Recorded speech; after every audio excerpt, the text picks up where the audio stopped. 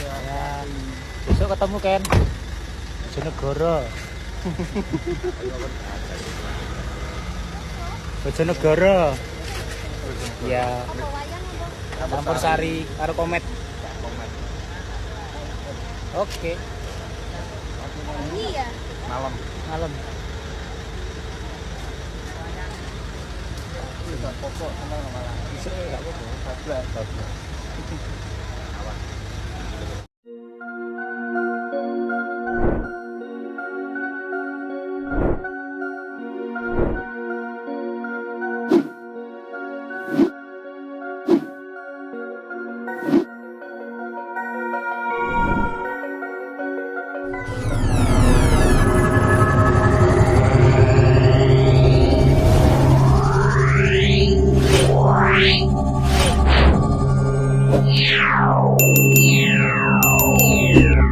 Yo, sampean.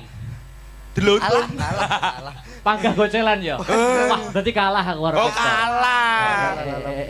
Nek aku yo iso. Apa iso? Yo jelas. Heeh. Lho ning isor. Sekisar aja. Mbok akali ya. Lah aku lho niku duduk sama rendah berdiri sama tinggi. Sip. Luar biasa. Nyun sewu lho. Iya, Nek Ndang. babakan dalang jenengan kan Tok rebahanmu. ahli. Ya. Nyun sewu nek Nggih. SDM Nggih. sumber daya manusia Ya. niku jenengan dereng kaluan menang kali Mas Victor. Ojo ngenyek lho, Victory adik tingkatku. Lah. Berarti mau gimana pun tetep unggul aku. Les mboten. Nyun sewu, Mas Victor, gunung di atasnya Sarangan namanya apa? Gunung Lawu, Mas. Saiki jenengan. Piro bobote Gunung Lawu? Buasak. Iso ora? Yo ora tau ngukur aku. Ah, goblok kowe iso. Loh, kecil. Pinter lho ngenten iki lho. Lho, apa iso? Sapi iki sikile piro? Papat. Jenenge sapi iki engke sapa? Lho, mosok wong kenalan karo sapi lho. Iso apa ora? Gak iso. Goblok kowe iso. Iso. Pinter lho ngene iki lho. Lho, lu jawabe gur iso tok no. Lah nyatane iso.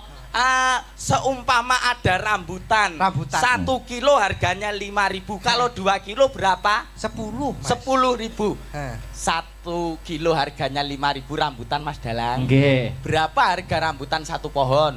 Nah. Ayo. Iso apa ora? Ora. Lah satu pohon iki pirang buah? Ayo. Iso apa ora? Ora iso. Goblok kowe iso. Iso. Pinter lho ngene. Aku medun aku. Lho. Ora leh nesu. Ora leh nesu to ya. Sabar. Lah kok nggur iso ngono tok lho. Nyatane iso. Pentelak pitakone. Sing luwih angel ya, Jal. Engko aku yo ngekeki ujian. Yo. Weh. Sing luwih angel ndang bedhekno neh apa? Ditokne. Jenengan kan kula sawang dalam akhir-akhir ini iki. Aku ya ngono. Oh iya, iya. Dalam akhir-akhir iki kan rodok dekat dengan Oh iya. Terus nggih, dadi wong lanang niku kudune kan gemati kalih wong wedok. Nggih. Betul. Nek gemati karo wong wedok sering ngewangi wong wedok anggone teng pawon. Ya. Ngerti abrakan pawon, Mas? Ngerti? Nggih. Sing mburi dhewe nganggo M napa? 10 mawon. Baskom. Baskom agek siji. Ayo. Oh. Baskom. Alah, baskom Kok agek oke men siji. to? Alah. Mangkok. Mangkok. Tibane mangkok. Aku jelas iso. Baskom. Iya. Amung siji tok nek aku lha mbok 10 sak drijine sikil ngene. Apa? Baskom. Wah, aku tok paling. Ji. Magicom. Oh iya, Magicom. Loro. Terus Wajan. wajan enake. Wajan aluminium. Sotel aluminium, sublop aluminium, kenceng aluminium. Alah. Raimu aluminium. Ora nesu. Ora oleh nesu innallaha ma'asobirin. Iki nggo pancingan sik. Wah, lah iki seneng iki. Iki dhuwit berapa? 5.000. 5.000 lho. Wah. Wah, lah kok wis ombo, Mas? Kok apane? Kok ombo pinto, Mas? Kertase lho ombo. Iso njumuk dhuwit 5.000 ning isor iki blangkon tanpa nyinggol blangkone tak kei 1 juta wae. Ayo, sampai di sana, Mas. Wah, lah kok Njumuk dhuwit 5.000 ning kene ya tanpa nyinggol blangkone. tanpa nyenggol blangkon. Oh yo ngono. Kang. Ayo. Kangelan. Kowe tanganmu sing cilik. Ora iso muter wae. Alah, kowe kok malah Ora mlebu iso. jero blangkon. Ora Malah iso. dadi kuro. Ora iso to? Jenengan napa saged? Iso. Carane. Carane nganggo kebatinan, Mas. Lho. Oh iya lho. Wah, wis tak cekel. Bukaan. mosok to? Nyekel duit 5.000 tanpa nyenggol blangkon. Alah, entut. Iso tanpa nyenggol blangkon. Nek nggur dhuwit nyuwun sewu tenah Pak Dalang langkung sugih. Nah, ning nek umpama babakan dono weweh kula mboten eman. Apa kuwi? Nggih. Kula gadah pertanyaan. Jawaban kudu kodhok. Wi. Bu. Lho. Duit pironan kuwi? Ini asli to, Mas. Ngeten-ngeten iki nggen kula maine mboten ngitung, Mas. Bajiret ya aku 5.000 kono ngeketan iki. Kalami. Nek ngeten-ngeten iki nyuwun sewu lho, Mas. Kalami bawa wisane. Nyuwun sewu lho nek ngeten-ngeten iki nggen kula niku mboten nate ngitung. Oke. Maine kilo. Mas. Oke, siap. Kilon. Duwike kilon. Kayak rosok apa sih? Dang. Anakku sing cilik kelas TK ki TK-ke ngapa? sedina budal sekolah 2 yuta, Mas. 2 yuta. Kudu entek rantek jewer kupinge, Mas. Cuh. Kere ben penting sombong to ndak? Kere sombong. Cah sekolah anakmu mbok samani piro? 2 yuta, Mas. SD kuwi. MI anu TK sing MI beda neh. Piro? 4 yuta. Boh. Nek rantek Jewer ndase, sok kupinge. Bocah kene. wong mampu. Kere yo ben penting sombong. Lah kowe mau duit 50.000 piye, Mang? Ulang nggih. Kula gadah pertanyaan jawaban kudu kodhok. Iya. Jawaban sak liyane kodhok dhuwit balik. Oke. Deal. Yen Yen kalah 200.000 gorene. ya. Otok-otok kunine. Kodok. Suara. Ya kodok no. Wah, malah penak ngene Mas. Nggih. Kandhani kok. Nek udan-udane ana swara, Kodok no. ada. 150. Dhuwit karo kodhok milih. Kodok. Ngene. Centong. Es. Jare entuk kodok entuk 50. Lho, lah iya to. Otok-otok. Dadi pertanyaan jawaban kudu kodhok. Iya. Jawaban sak liyane kodhok dhuwit balik. Iya. Yen kalah 200.000 gorene. Heeh, otok-otok kunine. Kodok. Suara. Kodok. Teo-teo blung suara. Kodok. Dhuwit karo kodhok milih. Kodhok. Ha iya Ah, gorene ngene. dhuwite 200 gorene, Mas. Ayo bener to, Mas. Apa? Lho kalah kok 200 gorene no. Anu Mas ya duit kurang. Kok Mas? Mending dhuwur panggung ora nggo dhuwit. Nggih. Anu enten bapake, bose teng pake. Ya. Niki tetembangan lelagon nggih. Oke, niki dik ditegani. Selamat. Winginane dhuwit materi ngene iki musuh dagelan bablas ya. Iya, aman ya, Mas. Nggih. Nggih, pripun? Manut jenengan berkaipun bawa napa-napa terus mengke kersane. Manut kula. Pripun? Padha manut kabeh. Pripun? Sing bawa gantian. gentenan. Barang bawane Mardika wae. Oke. Wong loro didu suarane. Lho. Oke, syukur ora untune. Wegah. Ora sudi. Untuk kemajon. Untu kowe ora ngerti spesiale wong untu monyong kok. Lah kok iso? Apa mencium ngene irung-irung kena lambis mak. Wah. Alah genep sesasi yo krowok cangkeme. Lho. Apa wis? Pelok. Manut.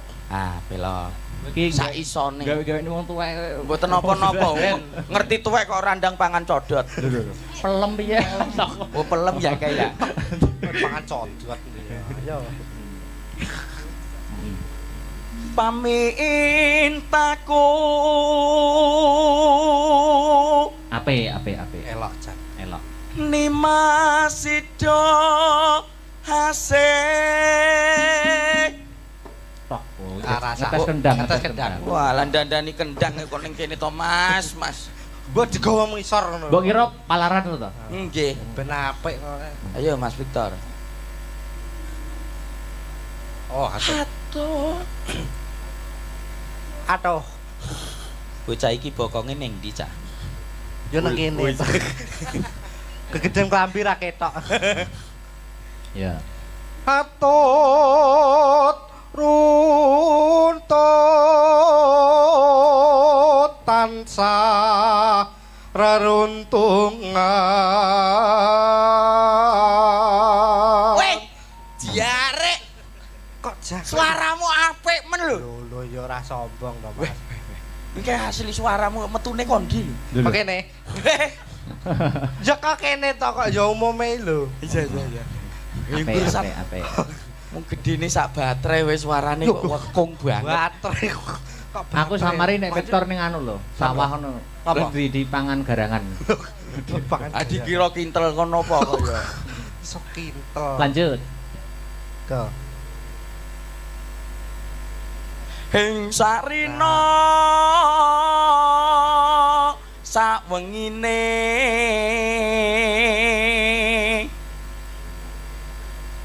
datan kinggang sarambo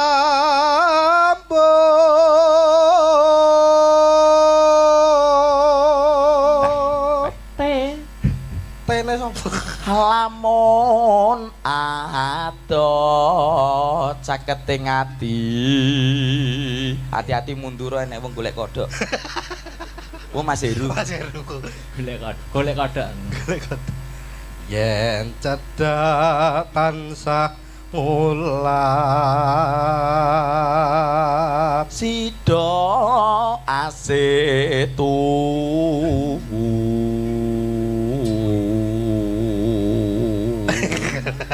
mbok lambene iki biasa ngono lho kaya kloset modele dhewe-dhewe lho tor pindho mimilan mie ayam aduh yo mintuna hayo nimas barengan tepi wajit sida asebe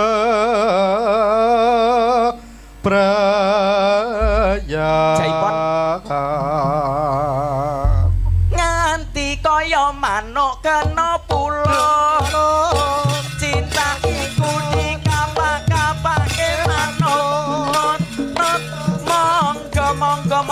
monggo dilanjut tresno iki aja nganti trucut zaman lagi susah buat apa susah itu tiada gunanya zaman lagi susah buat apa susah itu tiada gunanya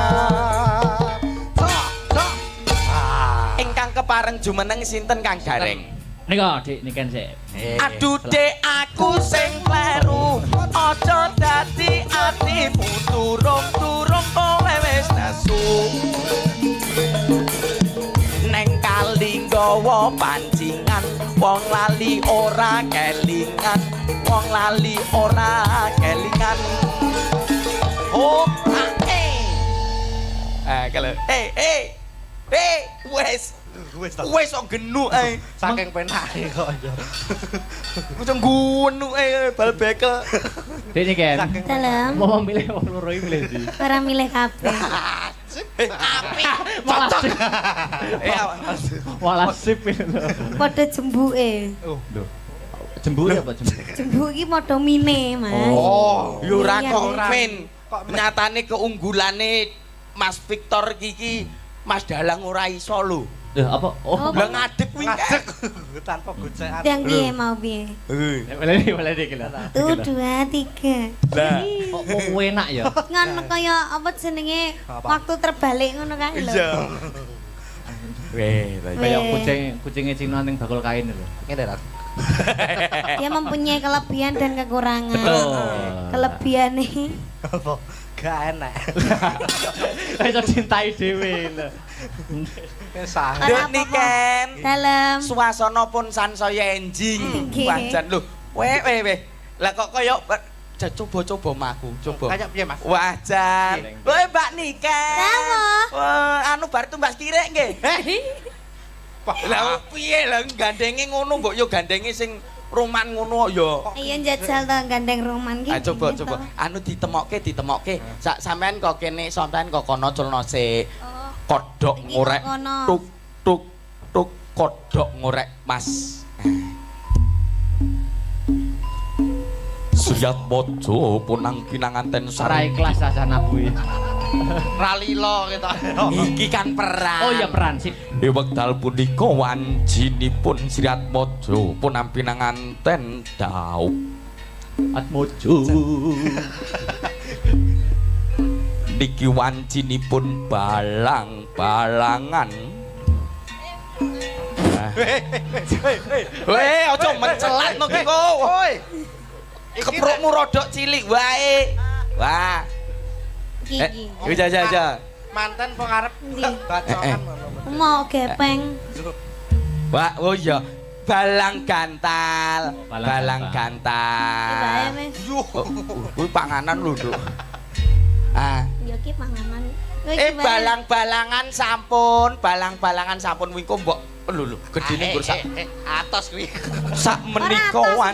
sak menika wancinipun sungkeman. Ya.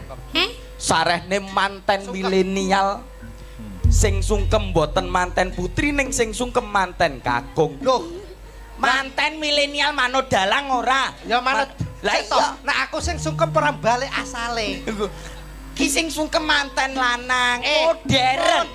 Ya. Sing sungkem manten kakung. Sak menika wancinipun ngideg ndok. Waduh. Lek oh Mas Hub gak sida Mas mantene sangklir. Ya balang-balang. ya bener lho wing ngideg-deg lho ya. Lha yo maksude ndok iki kan dicepake karo priase lho urung-urung wae manten lanang dideg. Babar yo sangklir. Wis karek sitok Mbak Idak ilang lho. Ki masa sitok. Entek iki. Karek sitok didak wae. Weh ta ya. Yo. Jenengan piyambakan napa duet kalih Mas Victor? Ya monggo. Monggo, manut. Apa sing pelok bebas ledek? Pelok. Cie Dik, cie. Apa to? Lah piye kon gak muni Dik terus muni piye? Yo nyeluk yo Ya Dik. Iya ta. Lah iya bener to. Lah ya Dik. Ya. Ayo Mas. Apa? Bebas. Sing gampang ae jambu alas ya ora apa-apa. Jambu alas. Sing gampang ae. Wes. Duet. Niken Salindri. Kecil mungil balita kemasan saset. Loh. Sik to. Adik, puntik bogel, kemasan saset, kecil balita, anak jurik. Yo. Ora. Aku ki ngrasakne Mas Dalang Akbar ki kok yo bangeten men. Napa to, Mas? Wong ngerti sakmene lho lah kok dikon ngempul. Mosok ngempul to. Kon ngempul barang wah kuantem gong. Tapi dia duwe mata batin ning gone ndas. Lho. Ngempul. Ngempul perenang. Yuk. Ayo diaturke. Jembalas yuk. Nggih. Ya. Jambu alas.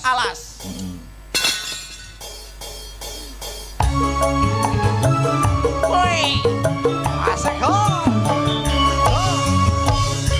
Masih bersama Asta Brata. Suka. Ada Denny Ken. Esok-esok tak balene. Kelingan manis esame. Terus kelingan ramah kebuyute. Terus nolan kasih sayange arepaniku rak lakon melu duweni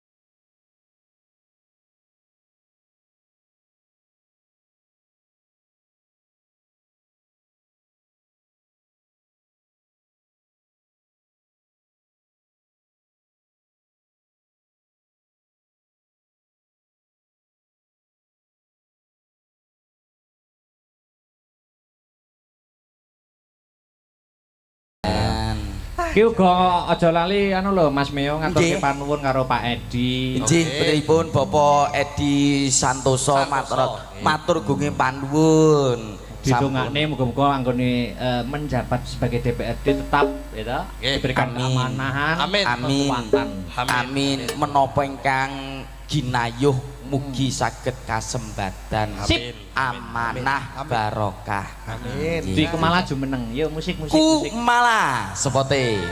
Ya, jumeneng. Heeh. Penyanyi meneng musik meneng Al-Fatihah. Wis ngadeg kok sepot. Lah meneng bareng. Yo. Piye topane saja kok gak seneng aku ngadekin apa? Gak apa-apa. Lah cacara disepot. Mau nyanyi Cacahe lagu sik seneng anu lho Mbak Dwi. Dalam Mbak privat. Dwi sik seneng ngadege Victor ngono.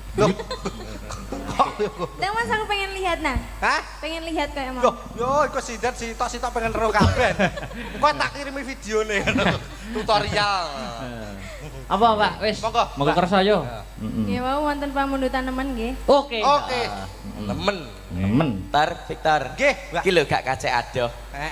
Si Iya toh. setel Wah, wis. nek karo mau ya keduren. Oh, keduren ra gedok kok malah. Iki lho. Ngene ya. Iya. Apane? Anu maksudnya iki aduh. Yo katur. Dek ada terus. Di ada. Terus yo. Apik iki.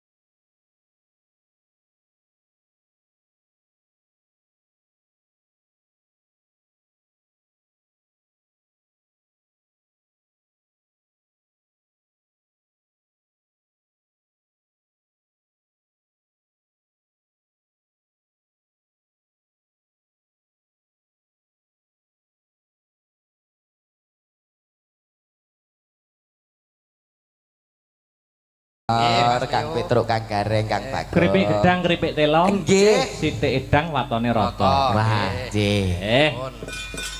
Tak nutuke lakon tuku tahu ning Kediri bila ada waktu kita bertemu kembali ya. Siap. Nah, donga didonga sukses. Pokoke nggih. Heeh. Mas Gareng, Dik Bagong. Piye, Truk? Piye, Mas? Nutuke lakon nderekke Kang Bendara. Kaya piye babareng lakon? Ayo Le, tak derekke.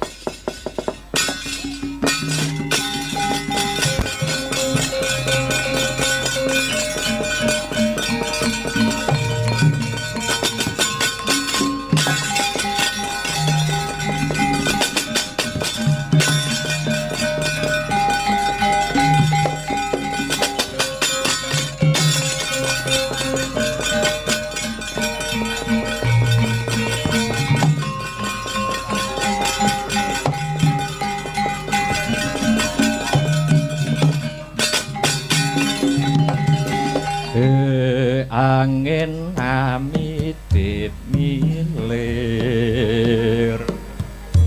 Arom lumprang Banjaran Sari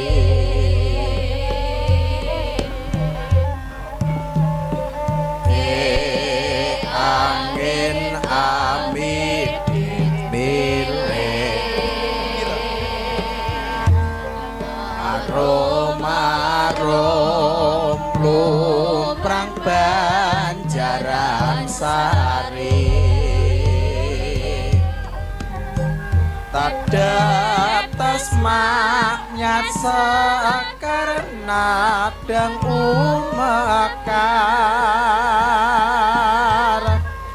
Kaduk retno bremara ngisap sarine brengengen sikumbangiku antuk sejatine madu sirnane lumrah lan lesu ibare alar ambabar laju iber-idere lumayan deng awan-awan nicoen parano angin kembang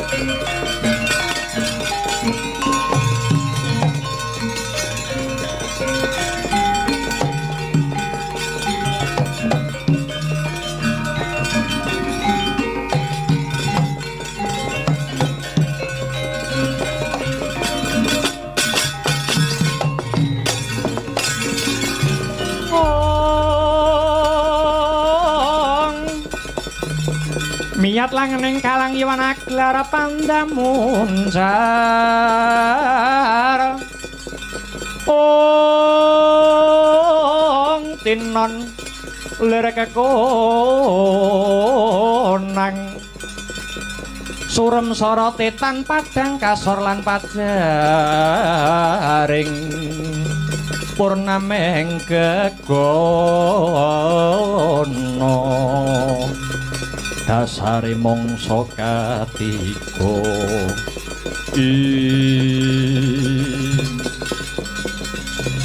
kulup tetuka matura kelawan uwakmu ing Ngamarta kepriye pawartane sakwise jeneng sira kulup marak mangarsa ning Karang Kadempel aning Kyai Semar Badranaya.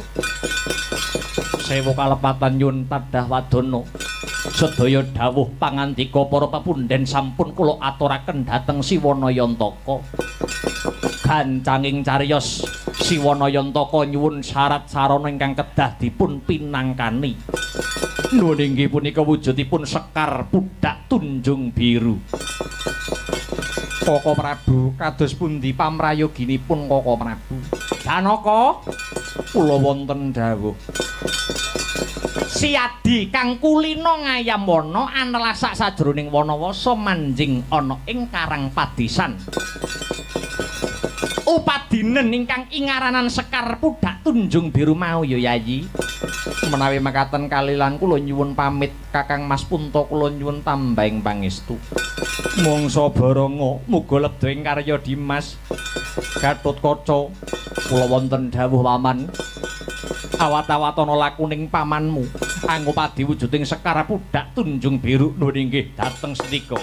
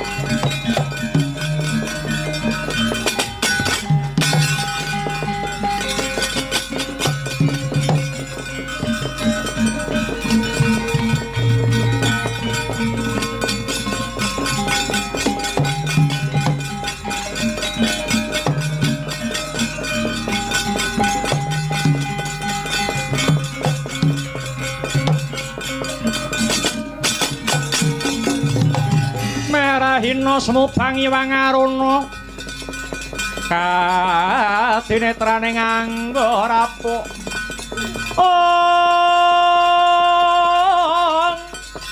sabaning kukila ringkang negara saketer kini donganing kung lir wuwu sing pinipanco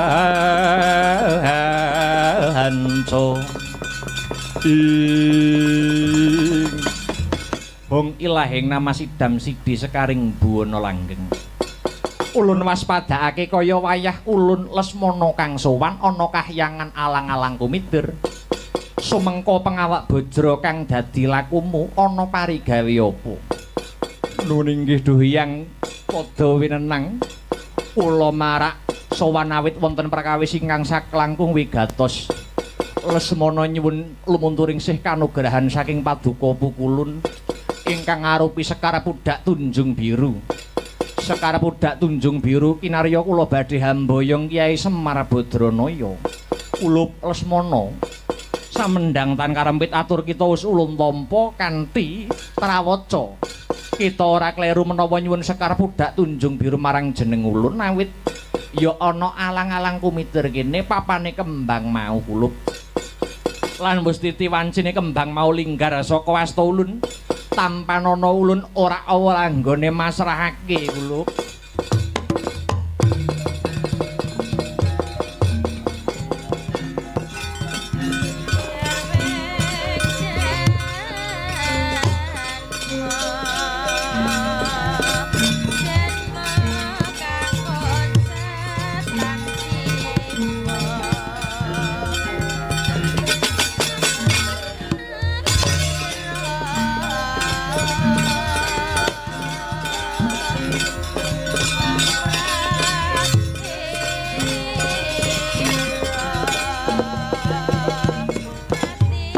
ngaturaken gunging panuwun Pukulun.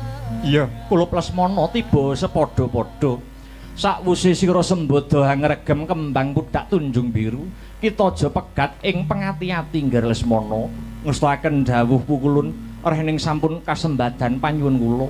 Keparenga kula nyuwun pamit badhe wangsul wonten Pancawati. Ya Lesmana, ulun nyangoni Raharja.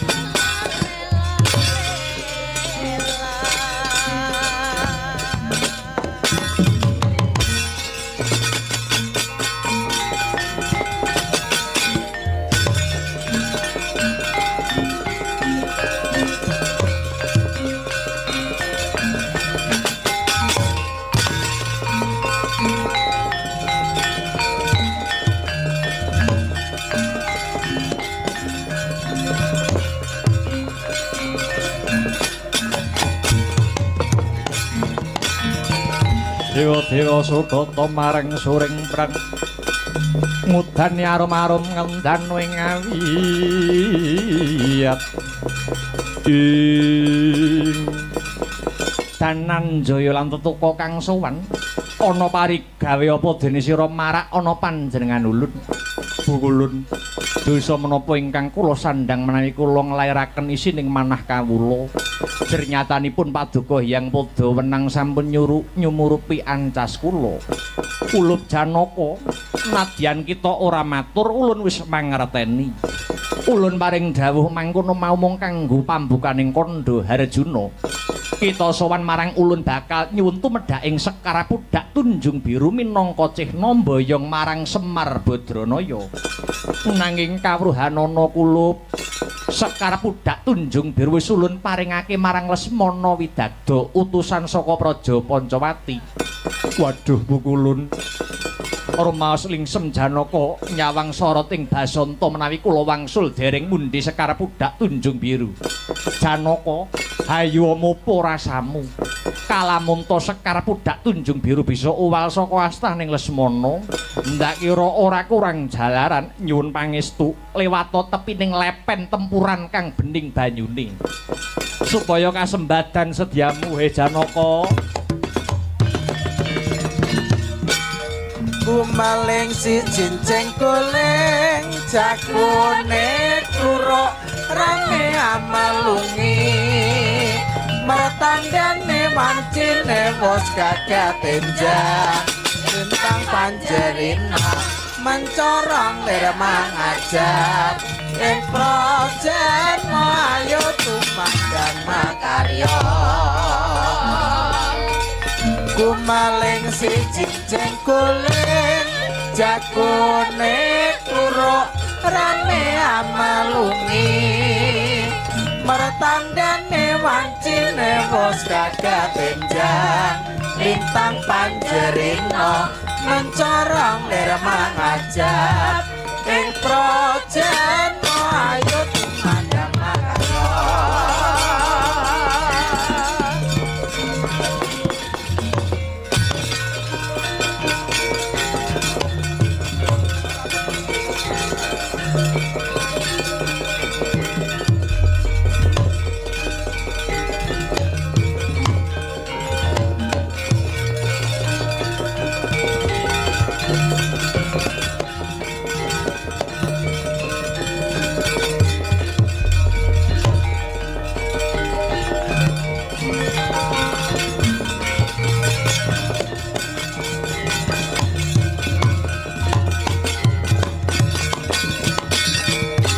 mundur palarasan sang pekik dupi mundi mastuti dawuh sang resi apa bener jeneng sira kang jeneng Lesmana Widagda pancen bener kowe sapa panengah Pandhawa satriya Madukara saka negara Ngamarta Raden Janaka ya Harjuna kang dadi kekasihku sumedya laku mak ngendhek marang lakuku kembang Sekar Pudak Tunjung Biru bakal tak jaluk minangka mboyong Kakang Semar. Yen ora mbok wulungke bakal tak rudha paripeksa. Weh ladalah. Murang tata. Bagus rupamu. Ning jebule kowe arep mbegal daraku. Parat.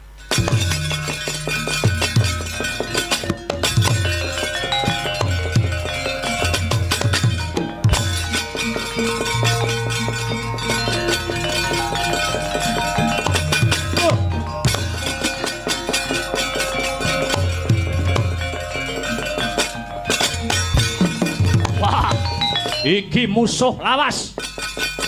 Kowe uga arep mboyong Kyai Semar Badranaya. Lakon mboyong Kyai Semar Badranaya wis bisa nglangkai bangkine Anoman. Kejak pirang dina tak ladeni musuh Satria Pinggondari Gatotkaca. Ayo, tandingono iki mantan Gembong Senopati Suwilagiri. Galong pecah dasmu.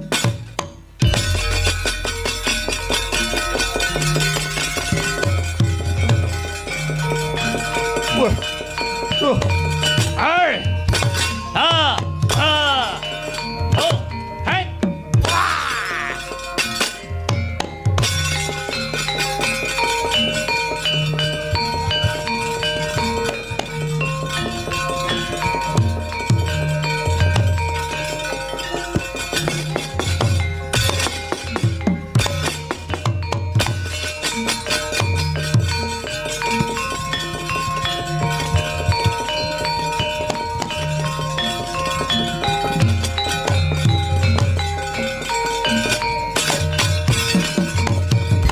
Rogat gagat dene rebutan Sekar Pudak Tunjung Biru. Nalika semono kodrating jagat gaweaning para dewa. Sekar binelah dados kalih ingkang dinasta Raden Janaka Sekar Pudak Tunjung Biru. Kang diasta dening Raden Lesmana amung wujud cangkokipun kang winastan Cangkok Wijayamulya.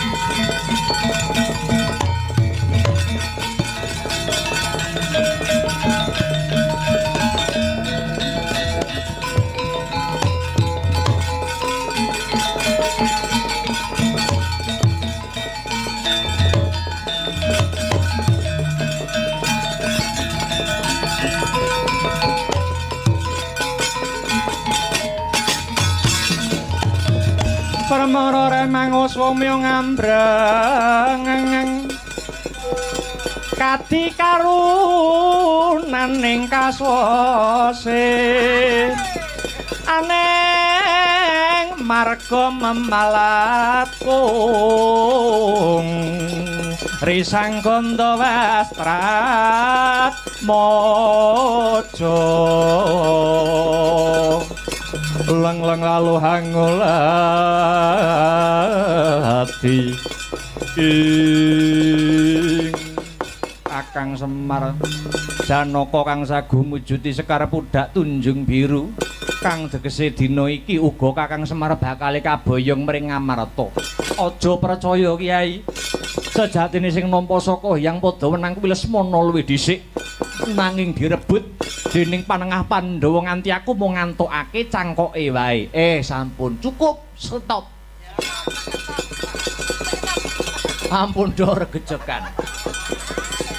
Kembang lan cangkok bisa pisah niki saged dados pralambang kagem Ndara kula Janaka lan Ndara Lesmana. Ndara Lesmana kaliyan Ndara Janaka niku sejatine siji ning taksih kapisahaken. Benjang dados tunggilipun wonten lakonipun piyambak. Cobi mangpirsani. Badhe kula gathuke mlih wujuding kembang lan cangkokipun Ndara.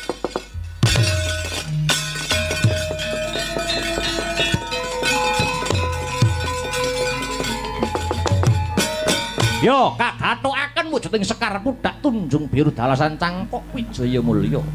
Badar sejatine wujud wenteh garwanira Kiai Semar Badranaya nenggih Bathari Kanastren.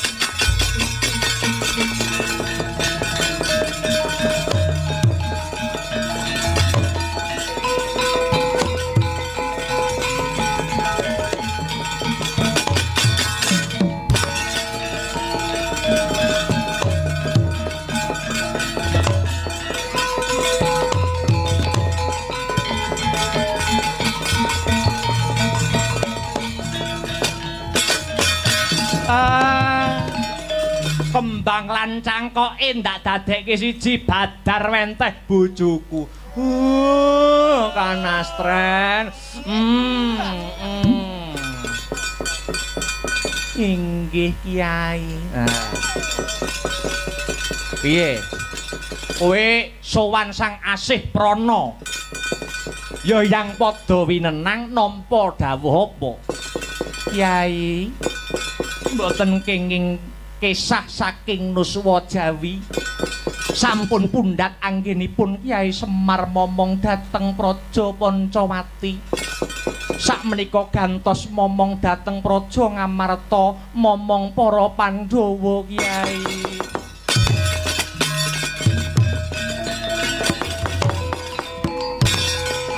Monggo Ndara. Tumuju wonten Praja Ngamarta, kodratipun kula momong dhateng para Pandhawa, Gus.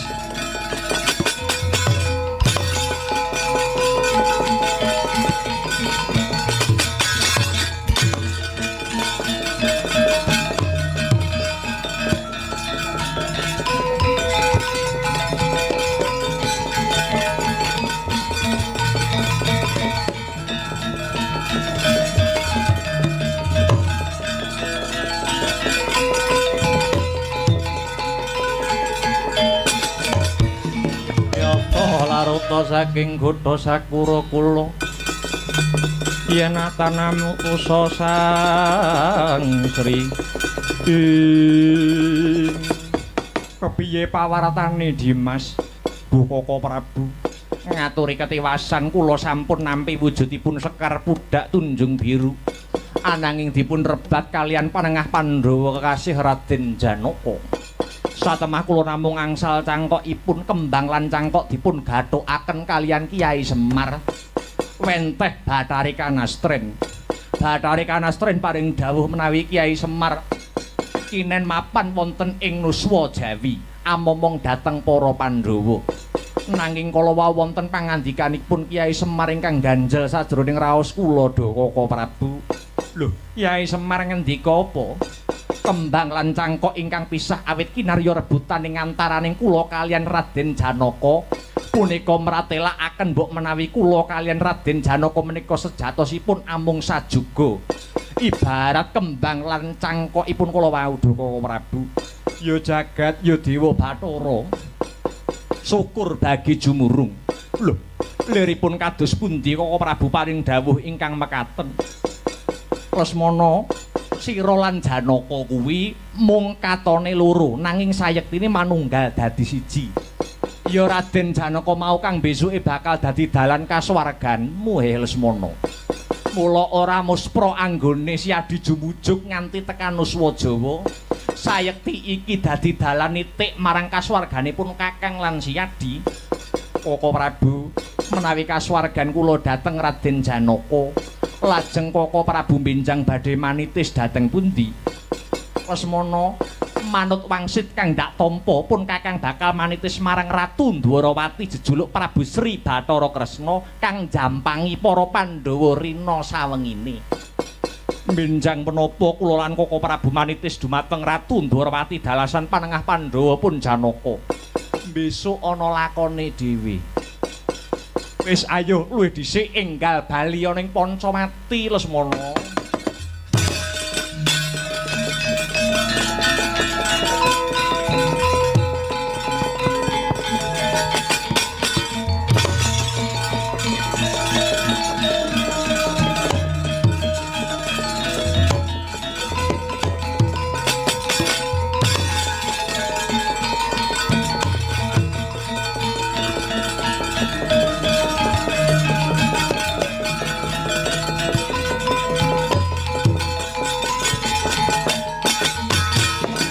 Weh latalah.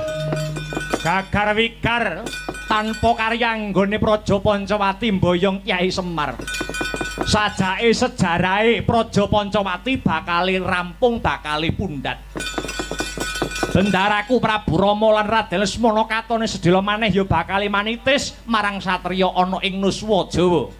Ya Anoman ora bali ana Pancawati.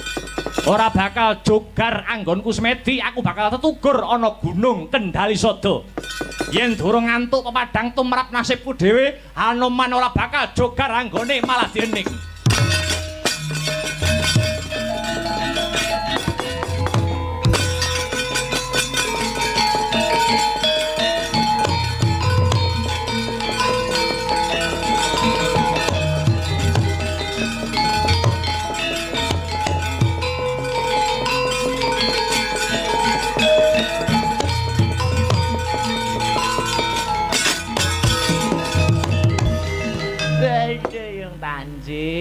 Tanjir. Druhun Simonon tenan. Negara Ngamarta Pandhawa sing somboyong Kyai Semar Badranaya. Kurawa. Ayo barisan witing kelapa dibuka, barisan witing kelapa. Ngebyuk para Pandhawa pateni.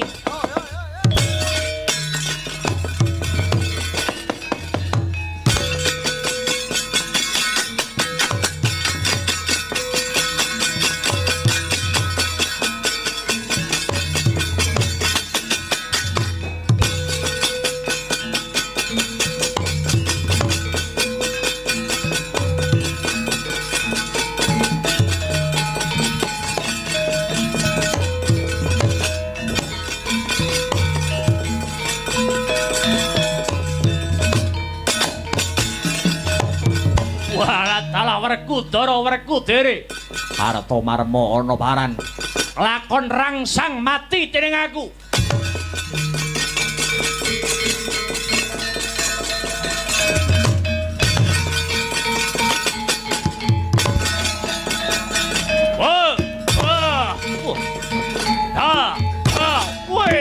Mati aku.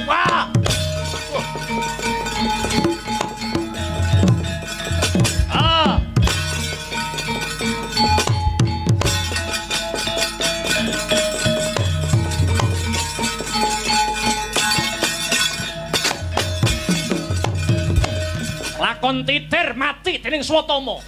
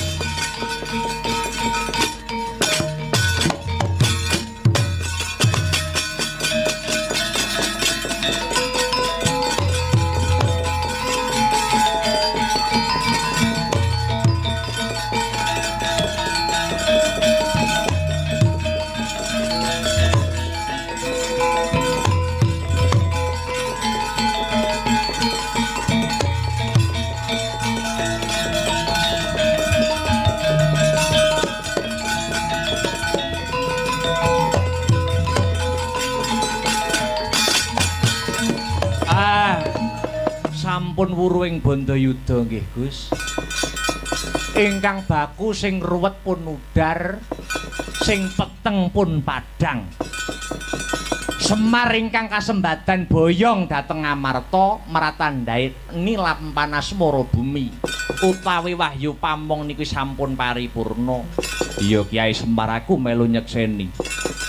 Sing becik dadya patuladan ingkang ala kagilesa anut lakuning jaman. Menawi kula nggelar seratri wonten tembung sak kecap tindak sak pecak ingkang boten meranani kula sak kanca nyuwun lumunturing sih samudra pangaksami pungkasane ngatur billahi taufik wal hidayah waridha wa inayah. Wassalamualaikum warahmatullahi wabarakatuh.